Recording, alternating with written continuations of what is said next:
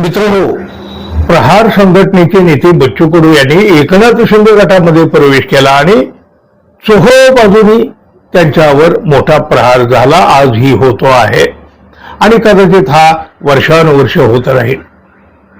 म्हणजे बघा, खरं तर एकनाथ शिंदे गटात त्यांनी प्रवेश केल्यामुळे बच्चू कडू यांचं व्यक्तिगत राजकीय नुकसान सुद्धा झालेलं आहे. बच्चू कडू यांच्या पाठीमागं एकही आमदार नसताना उद्धव ठाकरे यांनी त्यांना थेट मंत्रिपद बहाल केलेलं होतं आणि एवढं सगळं करूनही त्यांनी उद्धव ठाकरे यांना धोका दिला. एकनाथ शिंदे यांच्यासोबत गुवाहाटीला जाणं त्यांनी पसंत केलं. बच्चू कडू यांनी उद्धव ठाकरे यांना दिलेला हा धोका तसा सगळ्यासाठी धक्कादायक होता. गुवाहाटीला गेल्यामुळे बच्चू कडू यांचं ते मंत्रिपद गेलं. गुवाहाटीवरून परत आल्यावर एकनाथ शिंदे यांना मुख्यमंत्रीपद मिळालं, पण बच्चू कडू यांना मात्र घरी बसावं लागलं होतं. त्यानंतरच्या निवडणुकीत तर बच्चू कडू यांची आमदारकीही राहिली नाही.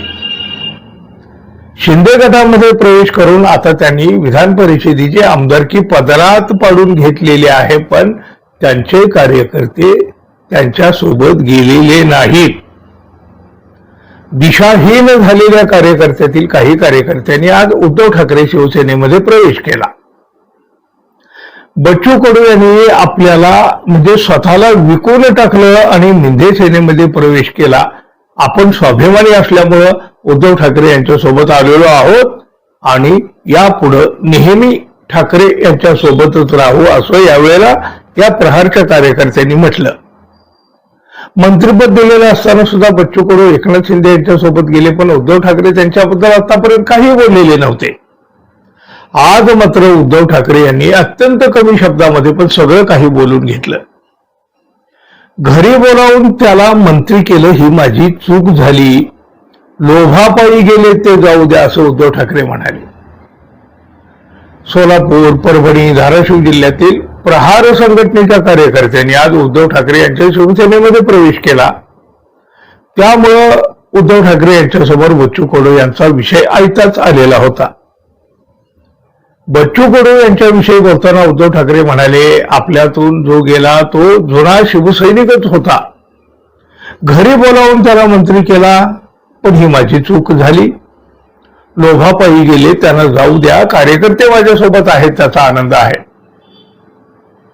आता बघा, आपण कोणत्याही मंत्रिपदासाठी किंवा पदरात काही पाडून घेण्यासाठी एकनाथ शिंदे गटामध्ये गेलेलो नाही, असं बच्चू कडू म्हणालेले होते. जर मला काही मागायचं असतं तर मी गुवाहाटीला गेल्यावर मागितलं असतं. मी पदासाठी नाही तर दिव्यांग मंत्रालयासाठी भांडलो आहे, असं बच्चू कडू म्हणाले होते. उद्धव ठाकरे यांनी मात्र त्यांना लोभासाठी ते गेले आहेत असं म्हटलं. कुठल्याही पदासाठी आपण एकनाथ शिंदे सोबत गेलो नाही असं म्हणणाऱ्या बच्चू कडू यांनी सुरुवातीलाच एकनाथ शिंदे यांच्याकडून विधान परिषदेची आमदारकी पदरात पाडून घेतली. प्रहार संघटनेचे कार्यकर्ते तर म्हणाले, बच्चू कडू यांनी स्वतःला विकलं, मग आता आणखी शिल्लक काय उरलं.